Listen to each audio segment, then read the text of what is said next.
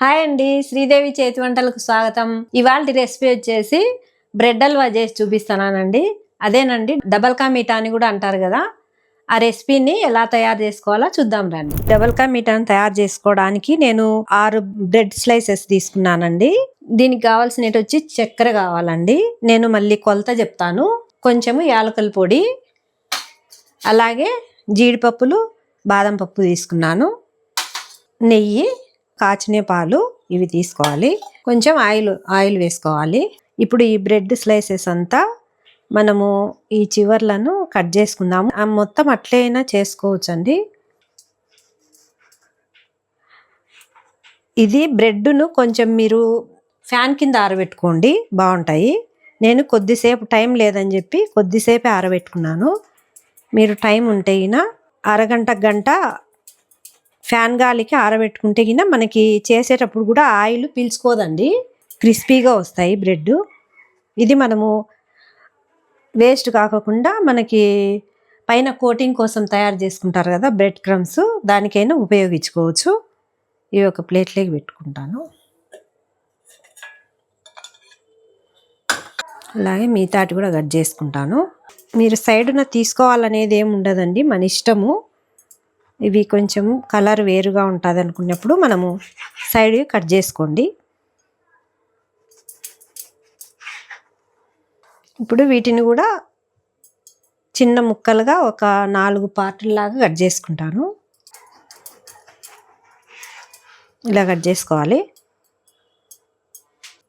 చూడండి, ఈ విధంగా కట్ చేసుకుందాము.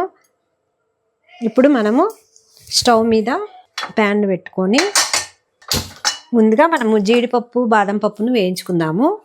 ఈ బ్రెడ్ హల్వాను అచ్చంగా నెయ్యితో కూడా తయారు చేసుకోవచ్చు అండి. మొత్తం నెయ్యి వేసుకొని కూడా చేసుకోవచ్చు. నేనైతే ఫస్ట్ జీడిపప్పు, బాదం పప్పు వేయించుకునే దానికి నెయ్యి వేసుకొని తర్వాత కొంచెం ఆయిల్ వేసుకొని చేసుకుంటాను. ఇప్పుడు నెయ్యి కాగింది. ఇప్పుడు ఈ జీడిపప్పు, బాదం పప్పును వేయించుకుందాము. మంటను మీడియంలో పెట్టుకోండి, హైలో పెట్టుకోకుండా. బాగా దోరగా వేగుతాయి.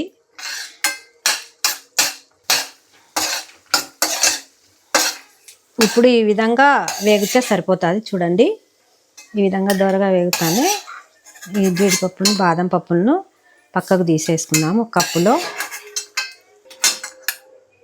ఈ పక్కన పెట్టేసుకుందాం.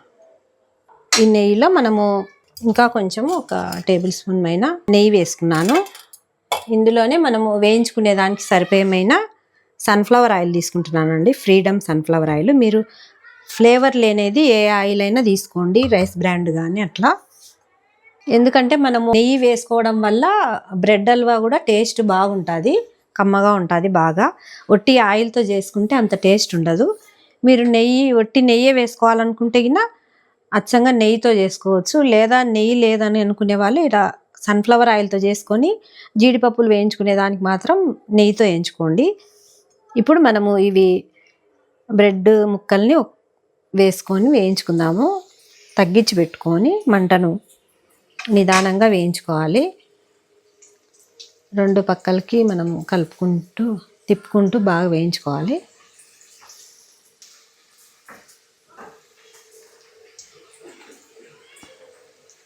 బ్రెడ్ మాత్రం గట్టిగా అయ్యి బాగా ఆరితేగిన ఆయిల్ కూడా ఎక్కువ పీల్చుకోకుండా ఉంటాయి, టేస్ట్ కూడా బాగుంటాయి, వెగటు పుట్టకోకుండా ఉంటుంది బ్రెడ్. మీకు టైం ఉంటే గిన బాగా బ్రెడ్ను ఆరబెట్టుకొని చేసుకోండి. నాకు ఎక్కువ టైం లేదని ఒక 15 నిమిషాల్లో అట్లా ఆరబెట్టుకున్నాను.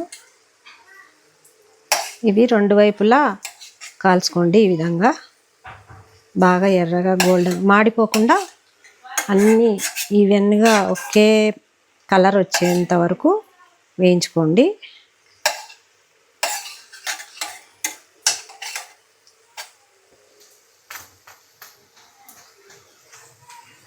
హైలో పెట్టుకోకుండా తగ్గించి పెట్టుకొని వేయించుకోండి. బాగా లోపల వరకు వేగుతాయి. లేకపోతే హైలో పెట్టుకుంటే ఊరికే పైన ఏమో నల్లగా మాడినట్టుంటాయి, లోపల పచ్చిగా ఉంటాయి. అప్పుడు టేస్ట్ కూడా వేరుగా ఉంటుందండి. అందుకని మనము వీలైనంత వరకు సిమ్లో కానీ అట్లా పెట్టుకొని వేయించుకోవాలి. ఇప్పుడు మనము ఒక ప్లేట్లోకి తీసుకుందాము. ఇవి ఈ విధంగా వేగగానే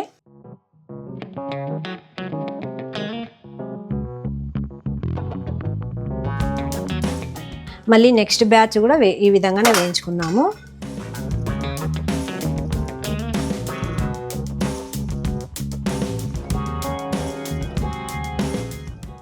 ఇప్పుడు ఈ బ్రెడ్ హల్వాలోకి చక్కెర పాకం తయారు చేసుకుందాము. నేను ఈ కప్పుతో తీసుకుంటున్నానండి. చక్కెరను ఒక కప్పు నిండా తీసుకున్నాను. మీరు ఇంకా కొంచెం చక్కెర తక్కువ తినేటట్టుంటే ఇంకా కొంచెం తక్కువే వేసుకోండి. ఒక హాఫ్ కప్పు వాటర్ వేసుకున్నాను.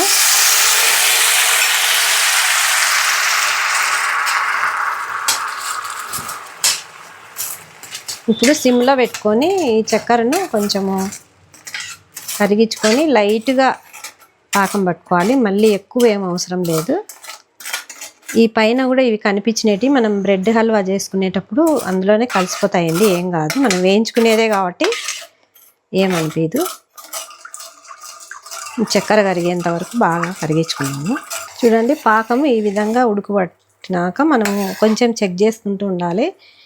దీనికి మరి తీగ పాకం రావాల్సిన అవసరం లేదు. ఈ విధంగా కొంచెం బంకగా చేతికి ఇట్లా తాకుతుంది కదా, ఇట్లా ఈ విధంగా ఇప్పుడు చిక్కగా కనిపిస్తుంది కదా, ఈ విధంగా ఇట్లా మనం అన్నప్పుడు కొంచెం బంకగా ఉంటే సరిపోతుంది.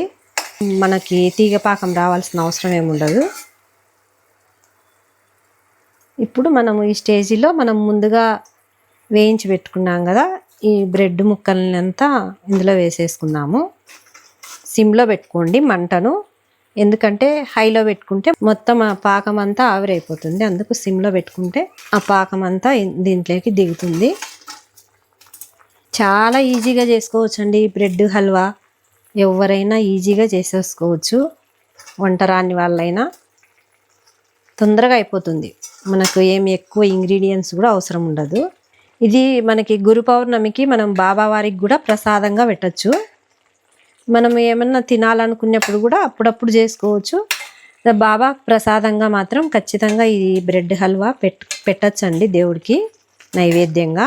ఈ విధంగా అన్నీ చేసుకున్నాక కొద్దిసేపు అట్లా మూత పెట్టుకున్నాము. ఎందుకంటే మూత పెట్టుకోవడం వల్ల పాకం అంతా బాగా దానికి పడుతుంది. ఇప్పుడు మూత తీసి చూద్దాము. ఇప్పుడు ఈ బ్రెడ్ ముక్కలకంతా బాగా పాకంలో బాగా పట్టేటట్టు మనం కొంచెం ఇట్లా మెదుపుకుంటూ చేసుకోవాలి. కొంచెం నానింటాయి కాబట్టి కొంచెం ఈ విధంగా అంటే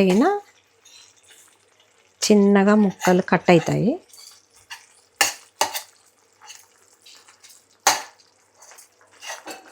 ఇప్పుడు కొంచెం యాలకుల పొడి వేసుకుందాము. నేను ఇది షుగర్లో వేసుకొని యాలకులు కొట్టి పెట్టుకుంటానండి. చక్కెరలో వేసి పెట్టుకుంటే బాగా ఈవెన్గా అంతా బాగా కలుస్తుంది. మనం ఎప్పుడు కావాలంటే అప్పుడు వాడుకోవచ్చు, అప్పుడప్పుడు చేసుకోకుండా. ఒక హాఫ్ కప్పు మైన పాలు పోసుకుందాము.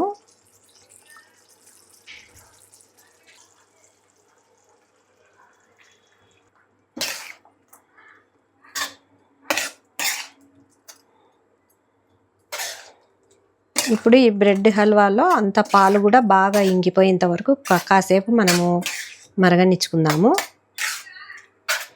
కొద్దిసేపటికంతా మనకి బాగా అంతా పీల్చుకొని గట్టి పడుతుంది బ్రెడ్ హల్వా.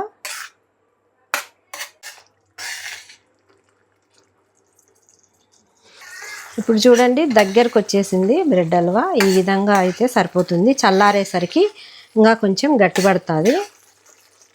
ఇప్పుడు మనము స్టవ్ ఆపేసేసుకుందాము. ఈ వేడికి ఇంకా కొంచెం చిక్కబడుతుంది.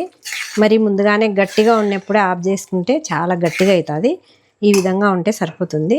ఇప్పుడు మనం వేయించి పెట్టుకున్న జీడిపప్పు, బాదం పప్పును కూడా వేసేసుకుందాము. అంతేనండి, ఎంతో ఈజీగా చేసుకోవచ్చు ఈ బ్రెడ్ హల్వా. అదేనండి డబల్ కా మీఠా అని కూడా అంటారు. బాబా వారికి ఇష్టమైన ప్రసాదాలలో ఇది కూడా పెడతారండి.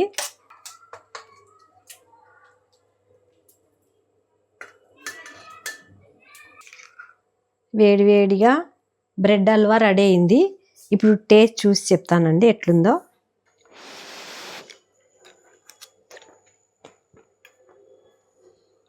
సూపర్గా ఉందండి. చాలా బాగా అన్నీ పర్ఫెక్ట్గా సరిపోయినాయి. మీరు స్వీట్ కావాలంటే కొంచెం తక్కువ వేసుకోండి, తక్కువ తినే వాళ్ళైతే. చాలా సింపుల్గా చేసుకోవచ్చు, చాలా టేస్టీగా కూడా ఉంటుంది. మీరు కూడా తప్పకుండా ఒకసారి ట్రై చేయండి. నేను చెప్పిన కొలతల ప్రకారము ఫస్ట్ కొంచెం చేసుకొని చూడండి, పర్ఫెక్ట్గా కుదురుతుంది. చేసుకున్నాక మీకు ఎలా కుదిరిందో అనేది నాకు కామెంట్ రూపంలో తెలియజేయండి. అలాగే ఈ వీడియో నచ్చినట్లయితే లైక్ చేయండి, షేర్ చేయండి. తప్పకుండా మా ఛానల్ని సబ్స్క్రైబ్ చేసుకోండి. ఇలాంటి మంచి మంచి కొత్త రెసిపీస్తో మళ్ళీ కలుద్దామండి. బాయ్ అండి.